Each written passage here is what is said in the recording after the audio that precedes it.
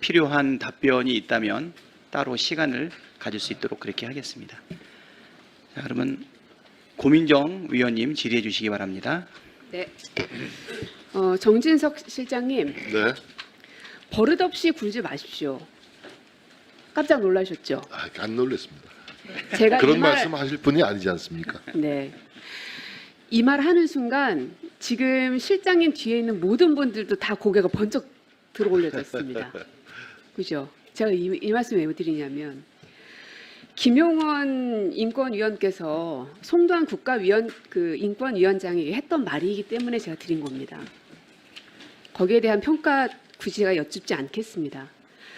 그리고 실장님 예전에 기자 생활도 하셨는데 기레기들이 들어와 방청하고 쓰레기 기사를 쓴다. 이래 해도 됩니까? 기자 후배들도 많으시잖아요. 뭐 적절한 표현이라고 생각하지 않습니다.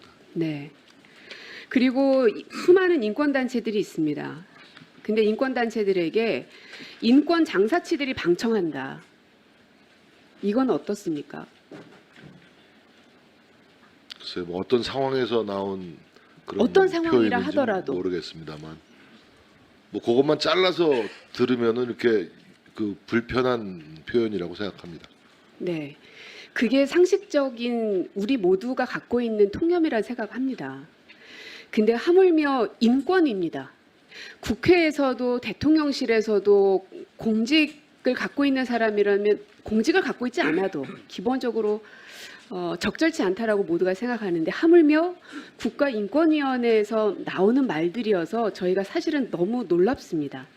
그래도 오늘 비서실장님께서 오셨기 때문에 이게 나만의 잘못된 생각이라고 하는 건가? 그게 아니라는 걸 좀 실장님께 여쭙고 싶어서 제가 말씀을 드렸습니다. 그리고 그 국제기구인 인권기구 감시하는 그 N이라는 기관에서 대통령님 앞으로 공개 서한을 보냈다고 했는데 접수가 됐습니까? N이라는 단체요? N이 ANNI. 아직 저는 못 들어봤습니다. 아, 그러셨어요? 21일이었거든요. 아시아국 인권 상황을 모니터링하는 비정부 기구고요. 아시아 국가인권기구 감시 NGO 네트워크 N이라고 합니다. 네. ANNI. 21일 날 공개 사안을 대통령님께 보냈기 때문에 지금 뭐 당연히 접수가 됐을 텐데 아직 파악이 안 되신 걸 보면 중간에 누락이 됐든지 아니면 거기에 대해서 답변을 안 하기 위해서 그냥 묵혀두고 있든지 둘 중에 하나인 것 같아요. 한번 그래서, 알아보겠습니다. 예, 알아보시고 네. 바로 조치를 해주시면 좋겠습니다. 알겠습니다. 그리고 끝으로 그 권익위에서 명품백 관련해서 직무와 관계 없으면 받아도 된다고 이제 얘기를 했는데 저희 국회의원들 배우자도 있고 저도 있습니다.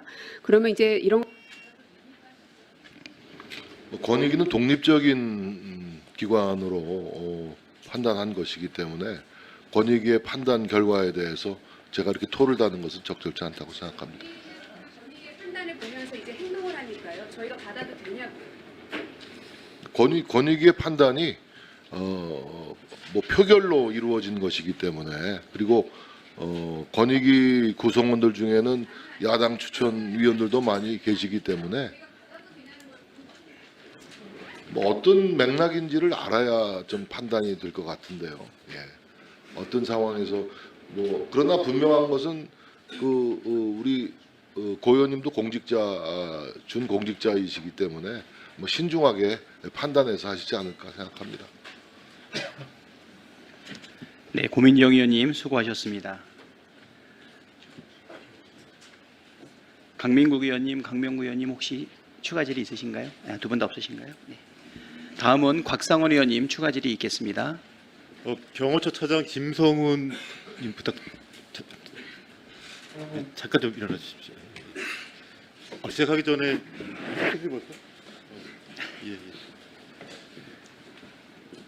예, 경호처 차장으로 승진하시면 축하드립니다. 감사합니다. 예. 시작하겠습니다. 경호처는 대통령의 경호를 위해서 국가정보원, 외교부, 법무부, 대검찰청, 경찰청, 소방청, 수방사 등 관련 기관을 통제하기도 하고 협조를 구하기도 합니다. 그렇게 관련 기관을 통제하고 관련 기관의 협조를 지시하는 법률적 근거가 뭔지 아시는가요? 대통령 경호 안전대책위원회 규정에 의해서 하고 있습니다. 그렇죠. 대통령 등 경호에 관한 법률하고 대통령 경호 안전 대책위원회 규정을 근거로 하고 있죠. 네. 그리고 경호처의 통제, 협조 지시를 받는 관련 기관들은 각 기관별로 유관 기관별 경호 업무 지침을 만들어서 경호처의 경호 업무에 협조하고 있죠. 그렇죠? 맞죠? 예. 그래서 경호처는 이 규정들에 따라서 법령이 요구하고 있는 적법한 문서를 모두 작성하고 법령에 근거해서 적법한 경호 활동을 펼치고 있죠. 네. 예. 그래서 박정희 대통령 시해 사건 이후로 지금까지 대통령의 신체에 대한 위해 사건과 같은 경호 사건이 발생한 적이 없죠. 그래서 그죠? 예. 그죠. 그래서 대한민국 경호처의 경호 활동은 이렇게 경호 역사적으로 그리고 세계적으로 자랑할 만하다고 생각하죠. 네, 그렇습니다. 예, 그렇죠. 당연히 법령에 규정된 자료는 제출할 수 있는 거죠. 예. 예, 좋습니다. 자, 대통령실은 2022년 3월 20일에 국방부 신청사로 대통령실을 이전하기로 결정했고 2022년 24년입니다. 죄송합니다. 5월 10일 윤석열 정부는 대통령실을 22년 죄송합니다. 종로구의 청와대에서 용산구의 국방부 청사로 이전했습니다.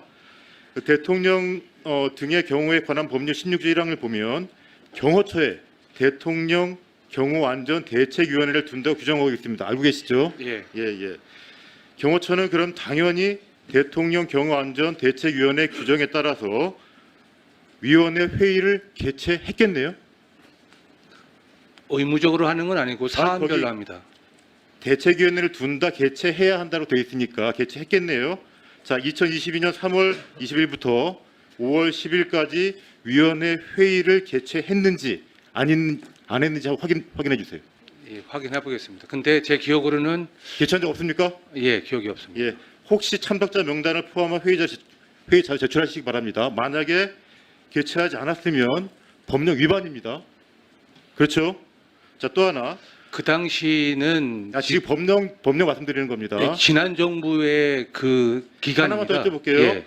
대통령실 이전하기 위해서 대통령실 이전 TF를 구성해서 이전 업무를 총괄했습니다. 대통령실 이전 TF 관련해서 유관 기관별 대통령실 이전 관련한 거는 대통령직 인수에 관한 법률에 의해서 그 시행령의 그 분과를 두고요. 청와대 이전 TF 분과를 갖고서 움직인 걸로 제가 기억을 하고 있고요. 지금 의원님께서 말씀하신 모든 사항이 그 지난 정부 말에 이뤄졌던 그 기간인 것 같습니다. 그러다 보니까 지금 정부하고는 약간 확인하는 데 시간이 걸리고요. 제 질문사항은 뭐냐면은 대통령실 이전 TF와 관련해서 경호 업무 지침을 따로 만들었는지를 여쭤보는 겁니다. 만들었다면 제출해 주시고 없으면 예, 당연히 그 저희가 하는 경호 구역, 경호 특정 지역이 달라지기 때문에 거기에 맞게 경호 업무 지침, 경보 지침을 다시 만들었습니다. 만들었고 그 부분에 대해서는 보안에 관한 규정에 의해서 제출할 수 없고 정말 필요하시다면 의원님께 열람은 해드리겠습니다. 예, 이상입니다. 예, 곽상훈 의원님 수고하셨습니다. 다음은 노종면 의원님 질의해 주시기 바랍니다. 네, PPT 띄워주시고요. 그 차장님, 경호처 차장님 자리에서 답변해 주시면 됩니다. 2년 전 6월 18일 평창동 행사 제가 앞서서 질의를 드렸는데 그 행사 기억나십니까? 예, 네. 얼마 전에 그 현장 점검을 하셨어요? 이거는 사안에 따라 다른데 네. 비공식 행사로 지금 확인이 됐고요. 네. 비공식 행사 같은 경우에는 갑작스럽게 영부인님께서 가시겠다, 사적인 네. 뭐 이런 관계 있는지는 잘 확인이 안 되지만 그런 경우에는 뭐 몇 시간에서 몇십 분까지도 그렇게 즉각 출동하는 경우도 있습니다. 첫 번째 김건희 여사의 첫 번째 민간 행사였는데 예. 30분 전에 가서 현장 점검을 했을 수도 있다. 뭐 잘 대답하세요. 예, 정확하게 예. 기억나시는 대로. 사안에 따라 다르지만 깜짝 방문하실 때는 같이 모시고 가는 경우도 있고요. 공식 알겠습니다. 행사나 네. 오픈된 행사 같은 경우에는 아까 말씀드린 것처럼 하루 전에 통상 이루어지고 있습니다. 네. 그 대통령 기록물을 받는 장면, 요 다음 장면 보세요. 이게 이제 대통령 기록물이라고 대통령실에서 판단하는데 제가 굳이 이 말씀 안 드리려고 했는데 하도 김건희 여사의 품격을 말씀하셔서 사실 이 사진 한 장으로 품격이 있다 없다, 예의가 있다 없다 판단하기 어렵죠. 예. 예, 우리 실장님께 여쭤보겠습니다. 근데 이 선물을 주는 손님, 방문한 이 면담자 앞에서 그것도 연세가 많으신 분인데 반복적으로 만약에 가래침을 뱉고 또 그걸 휴지에 받아서 여러 번에 걸쳐서 그 손님 앞에다가 쌓아뒀다면 그건 품격 있는 행동인가요?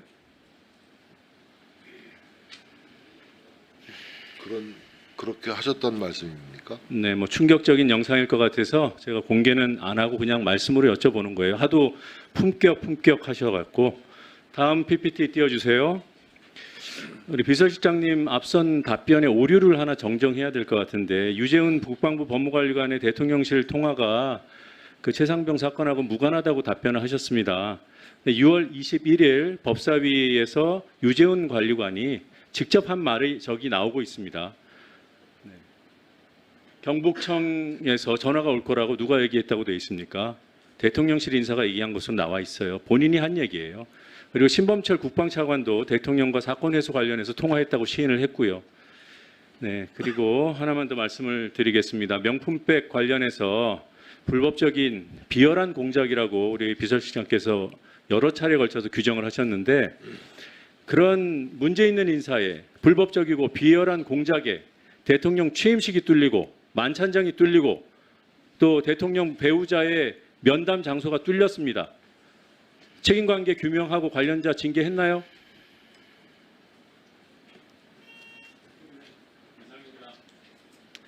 예, 노정균 의원님 수고하셨습니다.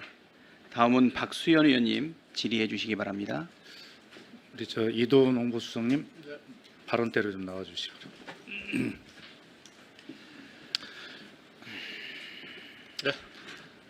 우리 정진석 실장님을 비롯한 우리 모든 분들 수고 많으시다는 말씀 먼저 드리고 싶습니다. 오늘 비록 좀 날선 분위기 속에서 서로 공방을 하고 있지만 우리가 서로 위치에서 최선을 다하는 일이다 이렇게 생각을 좀 해주시기 바라고요.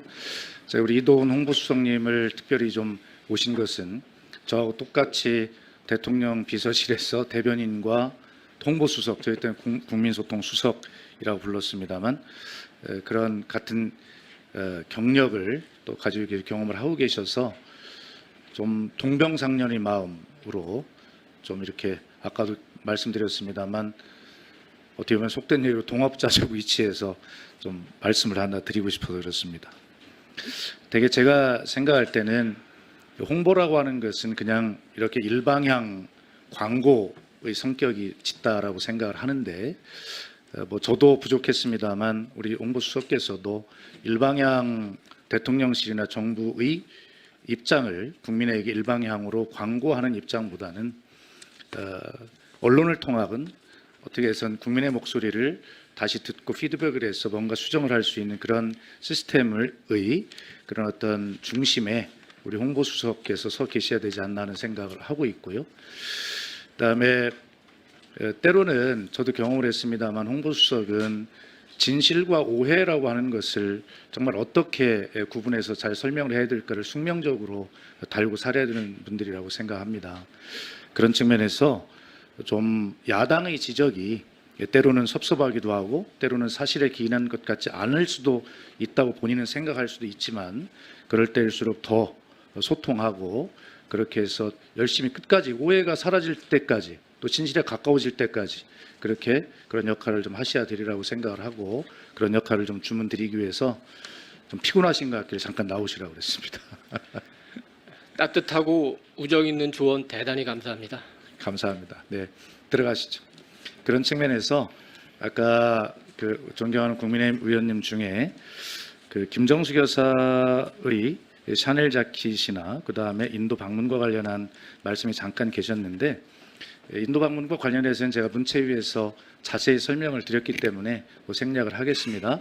또 샤넬 자켓과 관련해서도 제가 국민소통 수석 시절에 그 샤넬 자켓이 청와대 관저의 옷장 안에 있다라고 하는 허무맹랑한 그 가짜 뉴스가 돌아서 한참 문제가 됐었는데 그에 대해 설명을 여러 차례 드렸고, 그런데 오늘도 또 오해가 다 가시지 않은 부분들이 있어서 말씀을 주셔서 간단하게 설명을 드리면, 2018년 프랑스 순방 계기에 김정수 교사께서 행사의 취지에 맞도록 주최 측의 요청에 따라서 한글 샤넬 자켓을 착용한 것이 사실입니다. 또 행사가 끝나고 메뉴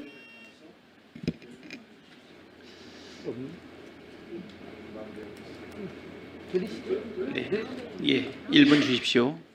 그래서 그 자켓은 샤넬 측에 반납을 했고, 그 뒤에 샤넬 측에서 그 기증 의사를 밝혀오셔서 저희가 그걸 받을 수 없다라고 여러 차례 거절을 했는데, 그래도 계속 샤넬 측에서 이제 수석 디자이너가 그 선의로 그 요청을 하시기 때문에 우리가 개인적으로 기증을 받을 수가 없다. 그래서 오랜 동안 협의를 한 끝에 한글 박물관에 기증을 해주시면 기증자의 선의도 저희가 잘 받는, 결례가 없이 받는 것이 되겠고, 저희가 개인적 기증을 받는 그런 어떤 우를 범하지도 않겠다. 그래서 한글 박물관에 기증을 하도록 협의한 것이 사실입니다. 그래서 혹시 오늘 이 자리를 빌어서 말씀을 드리니 이 부분에 대해서 기사를 좀 찾아보시고 또 오해가 있으시다면 오해를 좀 풀으셨으면 좋겠다 하는 취지에서 말씀을 드립니다. 이상입니다. 예, 박수현 의원님 수고하셨습니다. 다음은 부승찬 의원님 질의해 주시기 바랍니다. 예, 실장님, 이 늦은 시간까지 고생 정말 많으십니다. 고맙습니다. 예, 뭐 이렇게 상권 분립에 입각해서 입법부는 행정부에 대한 견제를 할 필요성 때문에 지금 이러고 있는 거잖아요, 그죠? 이 점 이해해 주시길 바라고요. 7월 31일 날 수석 보좌관 회의를 했잖아요, 그죠? 이걸 녹음을 합니까? 녹음하지 않습니다. 녹음 안 합니까? 그러면은 녹취록은 뭐 회의록이나 녹취록 같은 거는 작성합니까? 존재하지 않는 걸로 알고 있습니다. 전혀 안 합니까? 회의 제가 아는 한도 제가 부임한 이후에 녹음한다는 얘기는 못 들어봤습니다. 우리 김태호 1차장님 녹음한 적이 없습니까? 회의 수석 보좌관 회의는 녹음 안 하는 겁니다. 네, 알겠습니다. 계속해서 이제 저는 대통령실 이전 TF에 대해서 말씀드리겠는데요. 아까도 말씀하셨지만 현직과 전직 대통령이 서로 합의했다 얘기를 하잖아요. 합의하면 그냥 되는 겁니까? 글쎄요, 뭐 법은 적법한 절차를 거쳐서 그렇죠. 예, 예비비를 편성해서 예. 집행이 된 그러면 것으로 제가 법은 왜 이해하고 필요한 있습니다. 거예요? 법은 왜 필요한 거예요? 법은 왜 만들어지고 법은 왜 지키는 겁니까? 뭐 국무회의 심의 의결 사안이잖아요. 그러면 그것만 하면 되는 겁니까? 이게 국방부를 이전하는 거잖아요. 그러면 국방 군사 시설에 관한 사업이잖아요. 그죠? 그러면 사업 계획을 승인 받아야죠, 작성을 해서. 그다음에 국유재산 관리 처분과 관련된 일이잖아요. 그죠? 그러면 국유재산 관리 종합계획이 만들어져야 될 거 아니에요.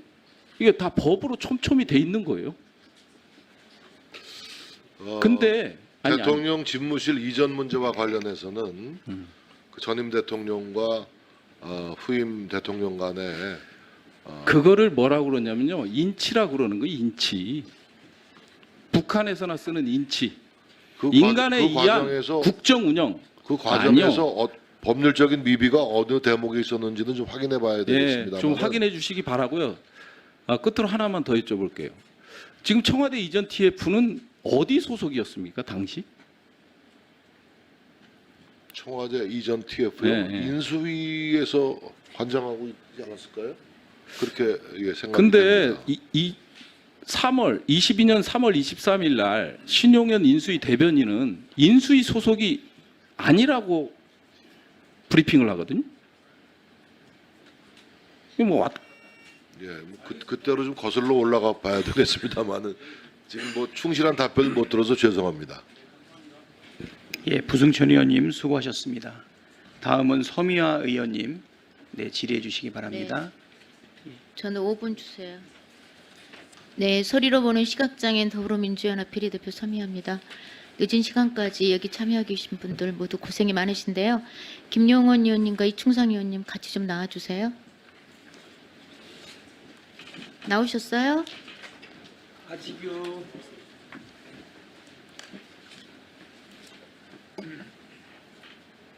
나오셨습니까?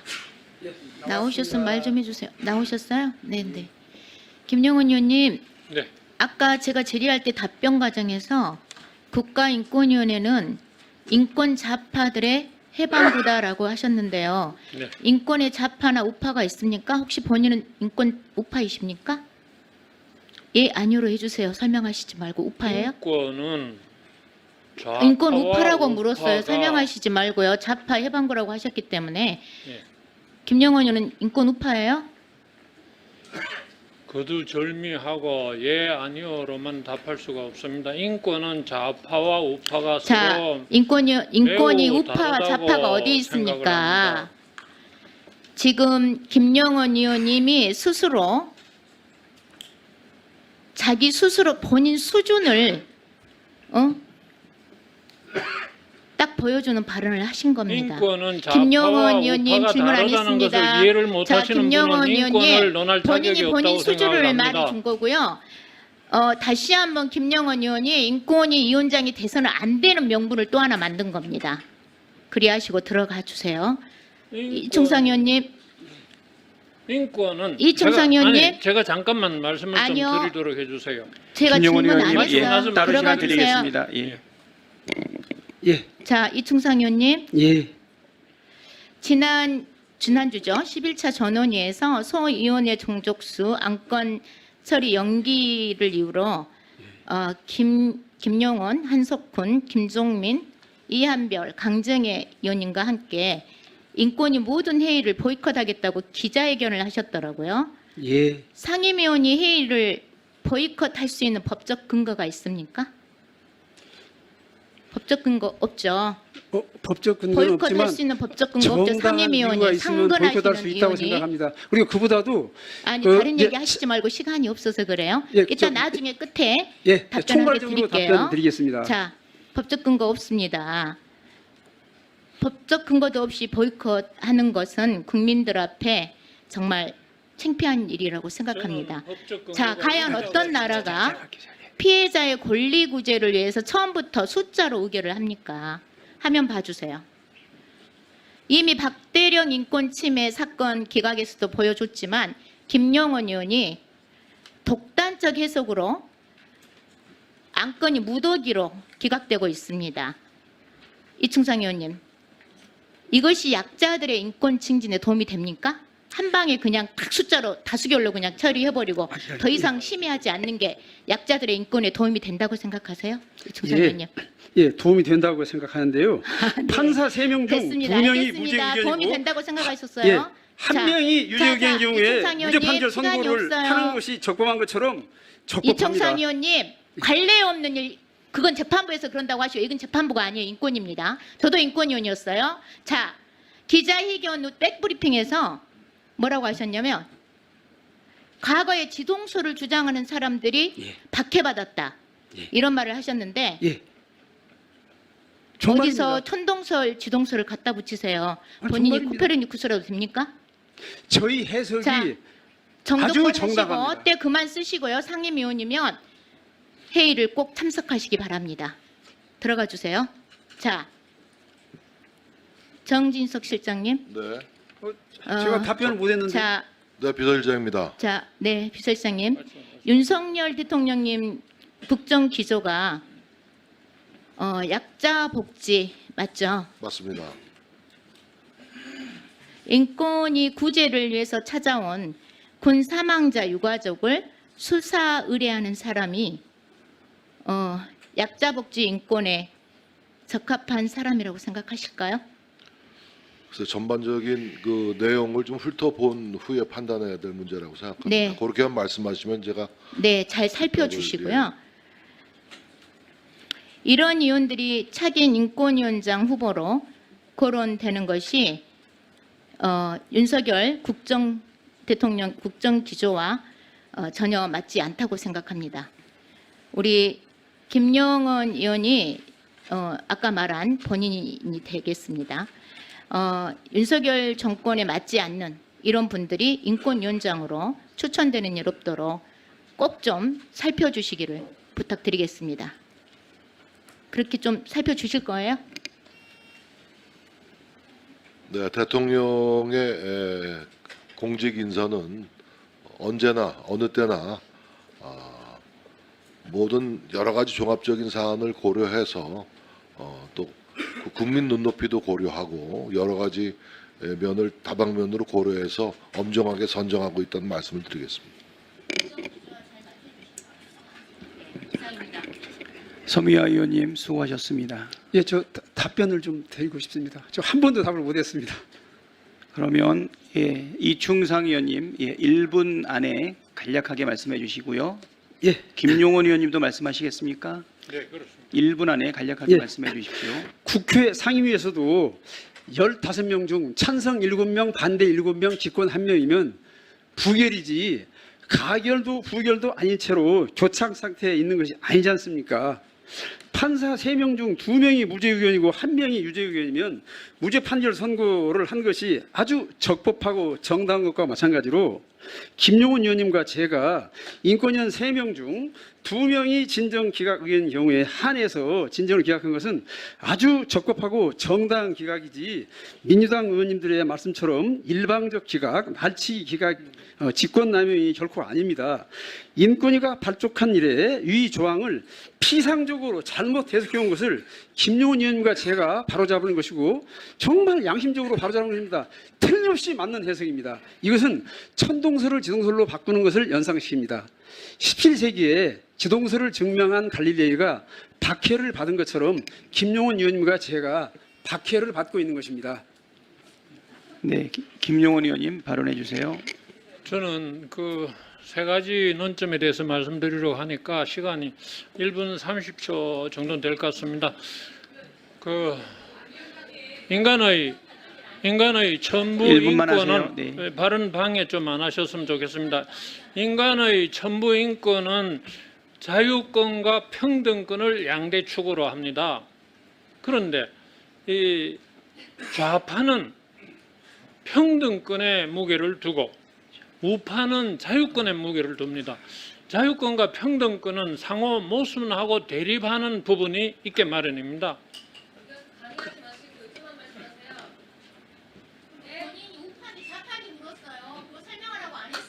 아니요, 그걸 이해를 하셔야 인권을 이야기하실 수가 있다는 뜻이죠. 알고 계시면서 왜 인권에는 자아가 없고 우가 없다고 하시는 거예요? 그건 틀린 말씀이에요. 그 다음에 아까 그 전원위에 참석하지 않기로 한 결정에 대해서 예. 비판을 그만하십시오. 하셨습니다. 네, 네. 그러나 회의에 여러 위원님들도 마찬가지인데 회의에 참석하지 김용훈 의원님, 않는 것도 네, 잘 훌륭한 들었습니다. 의사표시 방법이라고 생각합니다. 그다음에 마지막으로 한 가지 있습니다. 제가 무더기 기각을 했다고요? 위원장님, 아니, 김용원 상임위원님, 예, 충분히 들었으니까는요. 다음에 또 기회 될 때 말씀하시고요. 이것만 마무리를 짓겠습니다. 그만하세요. 30초만 충분합니다. 30초면 충분합니다. 제가 그만하세요. 무더기 기각을 하지 않았습니다. 아니, 답변 드릴 기회는 주셔야 되는 거잖아요. 일방적으로 공격만 하고 끝이 될 수는 없잖아요. 그만하세요. 예, 무더기 충분히 하셨습니다. 기각했다는 네. 안건 중에 37건은 그만하세요. 이제 충분히 들었습니다. 네. 예, 자리로 가서 앉아주시기 바랍니다. 서미화 의원님 수고하셨습니다. 다음은 신장식 의원님 질의해 주시기 바랍니다. 네, 비서실장님 여쭙겠습니다. 네, 비서실장님. 한 보수단체가 디올백 건넸던 최재형 목사를 스토킹과 주거 침입 혐의로 고발했는데 알고 계시죠? 네, 뉴스에서 본 것 같습니다. 예, 예. 그 혐의에 동의하시나요? 주거 침입과 스토킹? 뭐 예. 그런 법률적 판단이 있을 수 있다고 생각합니다. 네, 그 PPT 하나 좀 보여주시죠. 아니고, 예, 예. 주거 침입이라는 게 관리자의 의사에 반해서 방실에 침입했을 때 성립하는 겁니다. 경호 차장님, 이 당시 경호처의 안내를 받고 최재형 씨가 경비 대상 구역에 들어갔죠? 경호 대상 구역에? 안내를 받은지는 확인이 좀 그럼 통과시킨 건 맞습니까? 예. 네. 그 관리자의 의사에 반했다고 볼 수 있습니까? 최재형 목사 관리자의 의사에 반해서 그 코바나 콘텐츠 들어간 거라고 볼 수 있습니까? 결과론적으로 보면 악의적 의도를 가지고 위계에 의한 공무집행 방해도 네, 해당되기 알겠습니다. 때문에 어쨌든 경호처 안내받고 들어가신 거 맞잖아요. 다 통과시켜서. 그다음에 저 사진 보세요. 보호법익은 주거침입의 보호법익은 사실상의 주거의 평온이 침해되는 겁니다. 사실상의 주거의 평온이에요. 저게 사실상 주거의 평온이 침해된 상태로 보이세요? 저 사진을 보고 누가 사실상의 주거의 평온이 침해된 상태라고 봅니까? 그렇다면 제가 보기에는 주거 침입이나 스토킹이 전부 다 성립하지 않는다고 보는데, 만약 주거 침입을 했다고 합시다. 그러면 경호처는 아까 경호 대상 구역이라고 했죠? 코바나 콘텐츠가 예. 뚫린 거죠? 뚫린 거 아닙니까? 그렇게 주거 그냥 침입을 했다면 그렇게 보지는 않습니다. 예. 그럼 뭡니까? 주거 침입인데 뚫린 건 아니에요, 경호가? 이게 무슨 말입니까? 경호처는 아까도 말씀드린 것처럼 아니, 그것만 얘기해서 방문객이나 자, 주거 침입인데 접견자에 대한 잠시만요, 차장님. 위험성 여부를 차장님, 판단하고요. 주거 침입인데 경호가 안 뚫린 거예요? 주거 침입이라는 경우는 여러 가지 경우가 네, 있을 자, 수 있는데 위해를 자, 위해서 침입할 수도 있고. 여기에서 저희들이 걱정이 돼서 그러는 겁니다. 경호가 뚫린 것으로 보이는데 당시 뭐 경질되거나 책임을 진 분 계세요? 예. 누가 경질됐습니까? 그 당시 그 영부인님을 담당하는 경호 지휘 라인을 교체했습니다. 경호 차장은 승진하셨는데 예, 그 누가 교체된 겁니까? 현장 경호 지휘 라인을 교체했습니다. 현장 경호 라인만 교체됐다. 어느 분이 경질됐는지 그리고 경질의 사유가 뭔지 자료 제출해 주십시오. 네. 무슨 사유로 경질됐는지 자료 제출해 주시기 바랍니다. 경질이 아니고요, 교체라고 말씀드렸습니다. 아까 경질이라고 하셨잖아요. 교체됐다고. 그럼 왜 교체됐는지 교체 사유를 알려주세요. 주거 침입인데 경호는 뚫리지 않았다. 오늘 아주 새로운 거 배웠습니다. 차장님 감사합니다. 주거 침입에도 여러 가지 종류가 있는데요. 저희 경호처는 위해 여부를 판단하고 거기에 대한 안전 조치를 하는 거고요. 그 사람이 들어와서 그 안에 있는 경호 대상자의 심기든 뭐든 그 주거 침입이 꼭 물리적인 그 가해만 있어야 되는 게 주거 침입이 아니거든요. 예, 신장식 의원님 수고하셨습니다. 다음은 윤건영 의원님 질의해 주시기 바랍니다. 예, 서울 구로울의 윤건영입니다. 조금 전에 비서실장님하고 그 안보실 차장께서 실수를 하신 것 같은데요. 7월 30일 수보회의 자료가 없다라고 이야기하셨어요. 그죠? 그런데 대통령의 회의는 모두 속기를 잠시 제 말 들어보세요. 녹음은 없고 녹음과 녹취가 없다고 하셨죠. 녹취가 예. 근데 속기를 하잖아요. 회의록 작성은 있는 걸로. 아니, 회의록 작성이 아니라 속기를 해야 돼요. 대통령의 기록은. 우리 국회가 속기를 하듯이 대통령의 기록은 속기를 해야 된다고요. 속기를 하면 녹취가 당연히 있어요. 지금 국회도 다 녹취하잖아요. 우리 이야기하는 거. 왜 국회에 와서 잘못 알고 이야기하시는 거 아니에요? 회의록은 있다고. 회의록이 아니라 그게 속기라니까요. 대통령 비서실에 속기사 있잖아요. 그분들이 속기하실 때 녹음기 틀고 같이 하시잖아요. 왜 있는 걸 없다 그래요? 7월 31일 수석 보좌관의 녹취도 있고 속기도 있고 회의록도 있어요. 그거 공개하면 모든 게 끝나는 겁니다. 왜 거짓말을 합니까? 국회 와서 두 분이나 같이. 거짓말한 적이 없고요. 아니, 그럼 방금 뭡니까? 실수입니까? 제가 아는 대로 얘기를 한 거예요. 아니, 잘못하신 거죠. 거짓말이 아니라. 아니, 그러니까 그럼 잘못하신 거예요. 거짓말이 아니라. 아니, 그러니까 그럼 잘못하신 거라고요. 잘 모르고 이 자리에 오신 거라고. 거짓말쟁이로 치부. 아니, 그러니까 제가 말씀드린 거짓말이 아니면 잘 모르고 오신 거라고요. 이 자리에. PPT 한번 띄워봐 주십시오. 제가 아는 바대로 PPT 띄워보시면 아까 실장님께서 계속 다른 말씀을 하시는데 대통령 기록물법에 의하면요. 생산 현황을 통보하게 돼 있어요. 즉 뭐냐고 하면 선물의 숫자를 대통령 기록관으로 통보하게 돼 있습니다. 이게 현행 법이에요. 반드시 해야 된다고 돼 있어요. 통보하여야 한다. 매월 31일까지 시행령 4조 1항에는 통보하여야 된다. 기록물법 10조 1항과 그런데 통보를 안 했을 경우에는 어떤 벌칙 벌칙이 조항은 없어요. 있습니까? 벌칙 조항은 벌칙 조항이 없죠. 그러니까 현행법 위반이라는 거 아까 말씀드렸는데 위반이 아니라고 말씀하셨잖아요. 벌칙 조항이 있고 없고는 다른 문제고 현행법에는 통보하도록 되어 있어요. 근데 대통령 비서실은 2022년에 선물을 126개를 받았다고 통보를 했어요.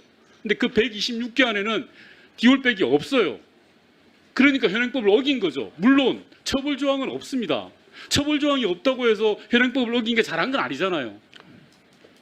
그러나 그 디올백의 경우에는 아니요, 제가 질문한 게 아니고 네, 하실 네. 말씀 있으면 끝에 다시 한번 말씀드리면 이거는 대통령 기록물을 관리하는 사람들이 실수를 하거나 아니면 아까 제가 말씀드린 것처럼 뇌물로 받았는데 기록물화 시킨 거예요.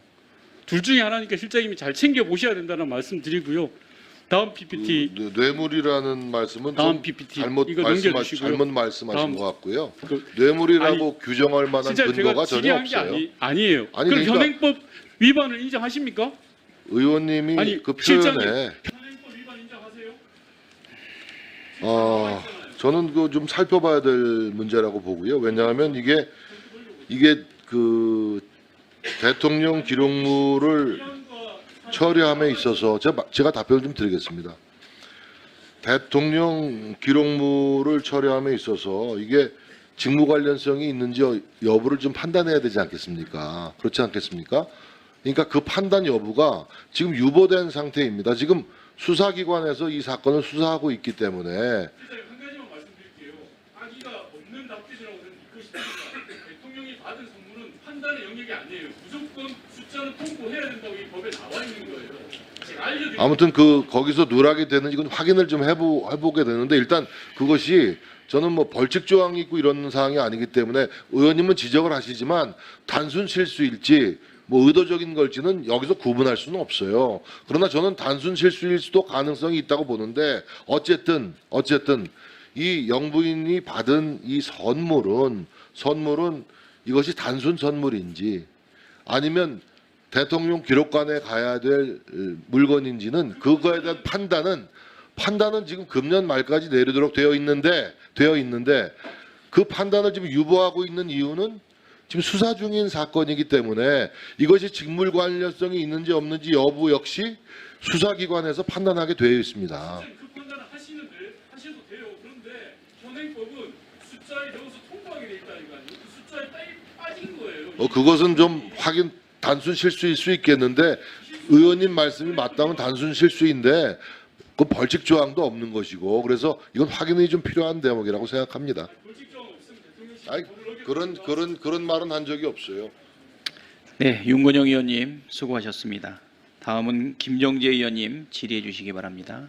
네, 실장님, 그 동해 심해 가스전 탐사 추진에 대해서 좀 질의드리겠습니다. 네. 대통령께서 지난 6월 3일 포항 앞바다를 중심으로 한 동해 시추 계획에 대해서 발표하셨습니다. 맞습니다. 제 고향이자 지역구가 포항입니다. 대통령 말씀 이후로 포항 시민들은 우리도 산유국이 될 수 있다라는 지금 희망에 좀 부풀어 있습니다.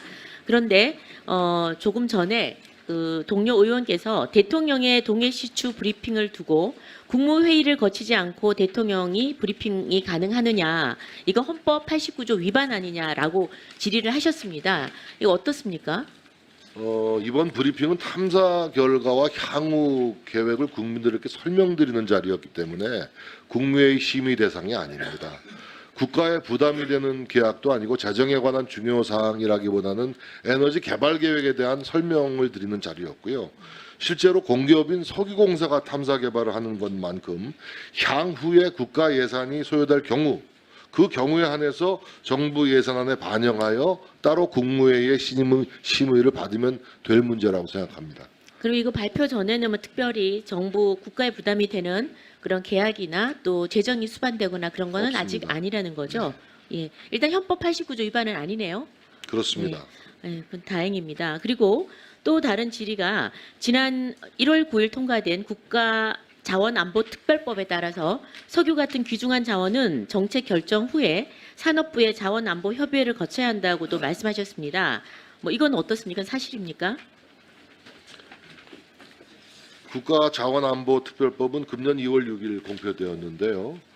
2025년 2월 7일 시행 예정인 법률입니다. 아직 시행되지 않았고 시행령 시행 규칙도 아직 제정되지 않았다는 말씀을 드리겠습니다. 그러면은 이 부분에 대해서는 아직까지는 산업부의 자원안보협의회를 거칠 수도 없는 상황이네요. 존재하지 않기 때문에. 예, 지금 그 준비를 해야 된다고 생각합니다. 네네. 그 위헌도 아니고 위법도 아니라고 하시니까 다행이고요.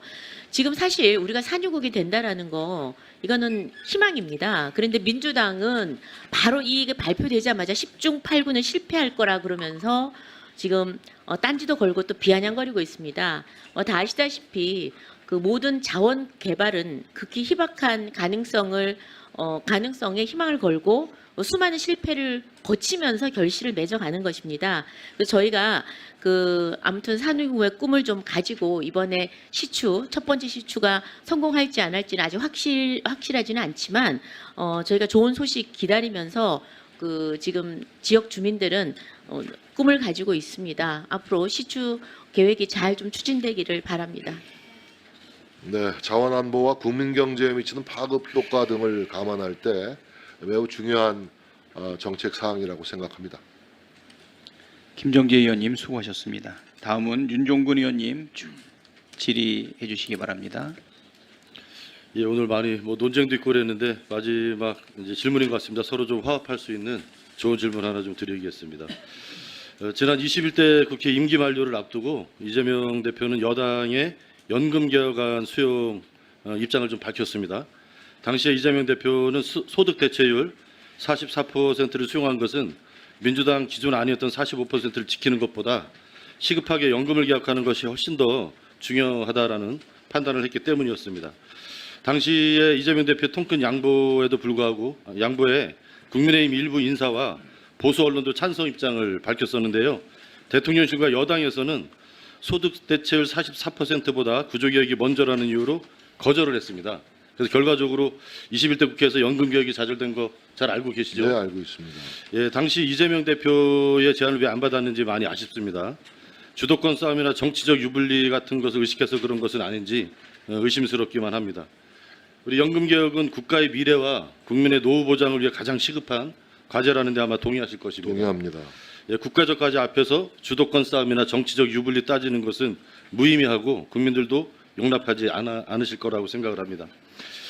제일 큰 이견이었던 소득 대체율 문제를 민주당이 양보했기 때문에 지금이라도 당장 연금 개혁에 나서야 한다고 보는데 어떻게 생각하십니까? 동의하십니까? 네, 보험료율과 네, 소득 짧게 대체율의 동의 의견 여부만 접근이 좀 상당히 말씀해 주세요. 이루어졌고 지금 답변은 나중에 해주시고요. 짧게 동의하시는지 여부만 말씀해 주십시오. 금년 내로 연금 개혁의 마침표를 찍어야 된다라는 저희 정책 목표를 가지고 있습니다. 그럼 연금 개혁 로드맵을 언제 정도 좀 제출하실 예정이십니까? 지금 여야 간에 바로 이 협의 기구를 좀 만들어서 네. 논의를 개시해야 된다라고 보고요. 정부는 모든 뒷받침을 다할 준비가 되어 있습니다. 여야 간에 저 협의 기구를 만들자. 그래서 제가 좀 제안 하나 드리겠습니다. 오늘 대통령실에서 정부 조직 개편안을 발표하셨죠. 정부 조직 개편안 발표하셨죠. 예, 아울러서 정무장관 신설을 한다고 했습니다. 그 첫 정무장관의 과제로 연금 개혁을 논의했으면 좋겠다라고 생각을 하고요. 해서 즉각 연금 개혁을 위한 여야 협의를 시작한다는 의미에서 필요하면 대통령께 국민연금 개혁을 위한 여야 영수회담이나 고위급 정치 협상을 건의하실 의향이 있으신지요? 연금 개혁의 성공을 위해서 기울여야 될 그 성의와 노력은 좀 아무리 강조해도 지나치지 않다고 생각합니다. 아니 그래서 신설되는 정무장관의 첫 번째 과업으로 여야 영수회담이나 고위급 정치 협상을 통해서 22대 국회 초기에 연금 개혁을 좀 완료하는 것에 대해서 대통령께 건의할 의원님 말씀이 일리가 있다고 생각합니다. 건의할 의향이 있으십니까? 네, 고민하겠습니다. 예, 국민연금 개혁은 미래의 아주 중요한 의제입니다. 이를 계기로 여야가 함께 힘을 모아서 미래 과제를 해소하는 해결해가는 그런 모습 보여주면 좋겠고요. 우리 정진석 실장님께서 적극적으로 추진해 주시길 부탁드립니다. 고맙습니다. 윤종근 의원님 수고하셨습니다. 다음은 이소영 의원님 질의해 주십시오. 네. 저는 오늘 마지막 질의라서 오늘 여기 계신 대통령 참모분들께 부탁 겸 해서 말씀을 드리고 싶은데요. 생각을 해보니까 오늘이 지난 4.10 총선 이후에 첫 운영위 회의더라고요. 그러니까 대통령 참모들이 총선 후에 처음 국민 앞에 나와서 여러 현안에 대한 입장을 밝히는 날이 바로 오늘입니다. 윤 대통령께서는 총선 끝나고 엿새 정도 지나서 국민 뜻을 잘 받들지 못해 죄송하다. 대통령이 저부터 잘못했다. 이런 사과 말씀을 하셨죠. 겸허히 국정을 쇄신하겠다. 이런 말씀도 하셨습니다. 근데 오늘 보면요. 대통령실 참모들과 여당 의원님들 생각은 좀 다른 것 같습니다. 말씀 쭉 들어보면 온 국민이 분노하고 있는 최상병 사건은 또 야당의 선동 정도로 치부하면서 박정훈 대령이 불법 수사, 부실 수사한 거니까 대통령은 아무 잘못도 없다는 입장인 것 같고, 경로가 뭐가 문제냐, 경로가 죄냐 이렇게 받아칠 때는 언제고 1년 넘게 인정도 부정도 안 하고 있다가 이제 와서 경로는 들어본 적도 없다 이렇게 발뺌하는 답변이 나오고, 국회의장 회고록으로 인해서 드러난 대통령의 극우적인 상상력에 대해서는 대통령이 그런 말 했다 안 했다 정확히 말도 안 해주면서 국회의장 태도를 보면 뭐가 사실인지 알 수 있다. 이런 장난 같은 답변만 반복하고, 전세사기 대책 발표한 지 지금 2년이 지났고 윤 정부 초동 대응 잘못해서 지금 8분이 돌아가셨는데 반성이나 성찰은 조금도 없고 아직도 전 정부 때문에 전세사기 터졌다 얘기만 2년째 반복하고 있고, 김건희 여사 관련된 명품백 수수 등등등 온갖 논란에 대해서 반성이나 부적절했다는 사과는커녕 말끝마다 김정숙 여사 어쨌든 타임머신 같은 공격으로 응수하고, 저는 오늘 보면서 총선 전하고 무엇이 달라졌나, 혹시 달라진 게 있을까 하고 저는 기대하면서 오늘 여러 가지 몇 달 동안 쌓인 질문을 드렸는데 대통령실이나 국정 기조가 달라진 거는 없다 이렇게 느꼈습니다. 그래서 우리는 아무 잘못이 없어. 니들 잘못이야. 국민이 우리 정부를 지지하지 않는 거는 너네들이 허위 선동을 하고 있기 때문이야. 그러니까 결국 국민들을 어리석은 우민으로 보고 야당을 적으로만 보는 총선 전에 기존 입장을 고수한다라고 하면은 저는 대통령도 국민도 모두가 앞으로 불행해질 일밖에 안 남았다고 생각을 합니다. 그래서 오늘 뭐 전향적인 답변을 제가 뭐 더 이상 기대하지는 않는데요. 그냥 대통령 참모들께서 정말로 우리 대한민국 중요한 분들인데 이렇게 우리만 옳다, 오만한 태도로 일관하시면요. 정말로 반드시 후회하게 될 것이라는 경고를 좀 드립니다. 이소영 의원님 수고하셨습니다. 다음은 배현진 의원님 질의해 주시겠습니다. 네, 윤재순 총무비서관님 앞으로 나오시겠습니까? 잠깐 시간 좀 돌려주십시오.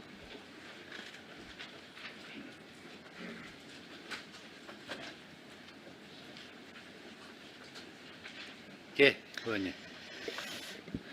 네, 제가 지난 2022년 문체위 국정감사를 통해서 처음 지적을 했고, 얼마 전 문재인 전 대통령께서 공교롭게도 본인의 회고록을 통해서 언급하시는 바람에 크게 화제가 됐던 우리 김정숙 여사의 타지마할 방문에 관한 건에 관해서 많은 여기 계신 민주당 의원님들께서도 많이 헷갈려 하시는 것 같아서 제가 마지막으로 좀 정리를 해드리려고 합니다.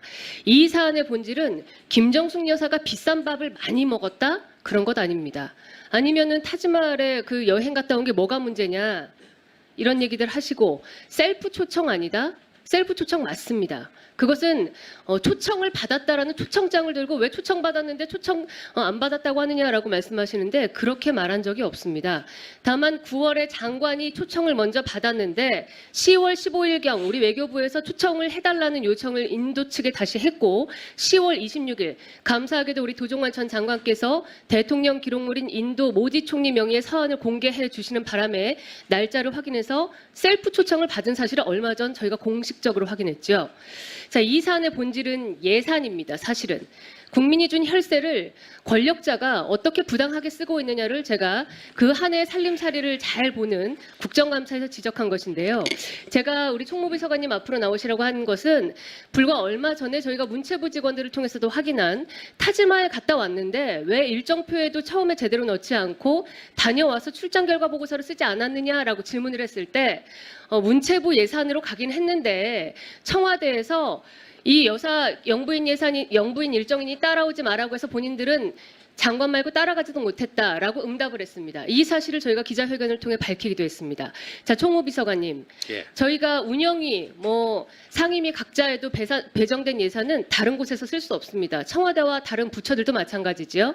예, 그렇습니다. 청와대 식구들이 문체부 예산으로 해외 외교라는 것을 할 수 있습니까? 없죠? 그런 사례 전에 보신 적 없으시죠? 예. 예, 공직자가 아닌 영부인이 단독으로 우리 외교부에 배정되는 정상 및 총리 외교의 예산 이외에 민간인 신분인 영부인이 그것도 장관의 특별 수행원으로 앞으로 갈 수 있습니까? 저 의원님, 그 외교 순방과 관련된 부분은 그런 적 없지요. 앞으로도 그럴 일이 없겠죠. 외교부에서 외교부 예산으로 편성돼서 가고 있고요. 그렇죠. 그다음에 외교부 예산으로 우리 편성돼서 대통령 가는 거고. 비서실에서 가는 거는 순방 전후로 후속 조치를 하기 위해서는 대통령실 예산으로 출장을 갑니다. 그 외에 저희 제가 대통령실에서 관여를 하지 않기 때문에 1분만 마지막으로 거기에 대해서 주시겠습니까? 어떻게 제가 말씀드리는 거는 곤란합니다. 아니, 제가 지금 총무비서관님께 묻는 것은 그게 아니라요.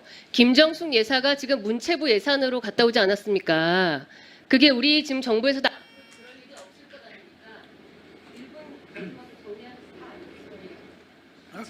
예. 아까 한 번 드렸습니다. 예. 1분 드릴게요. 네.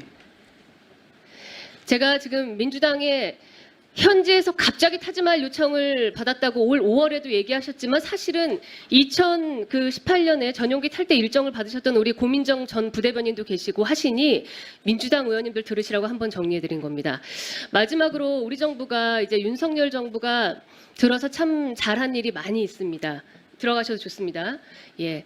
첫 번째로 700만 우리 재외동포가 염원했던 수건사업 재외동포청을 우리 공약대로 만들었고요. 두 번째, 세계 유네스코 기준에 맞는 세계 국제 유네스코 기준에 맞는 우리 국가유산청을 만들었고, 마지막으로 제가 2021년 우리 흥사단 도산 안창호 선생님의 후손들을 통해서 SOS 받고 그렇게 갈급하게 제가 부탁을 했지만 문재인 정부가 외면했던 흥사단 본부를 우리 정부가 헌정사상 처음으로 국가 예산을 들여 해외 독립 유적지를 사들여서 올해 7월에 리모델링 입찰에 들어갑니다. 이러한 좋은 일들이 참 많은데요. 대통령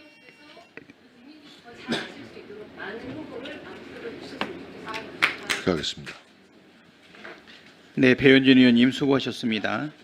다음으로 임강현 의원님 질의해 주시기 바랍니다. 비서실장님, 늦은 시간까지 노고 많으십니다. 감사합니다. 예, 실장님, 임성근 사단장에 대해 책임을 물으면 안 된다는 것이 지금도 대통령실의 일관된 입장인가요? 대통령실은 임성근 사단장의 책임 여부에 대해서 입장을 밝힌 바가 없습니다. 아니죠. 대통령께서 이런 일로 자르면은 사단장 누가 하냐 그렇게 해서 그런 구명을 말을 하신 거 아닙니까? 그런 주장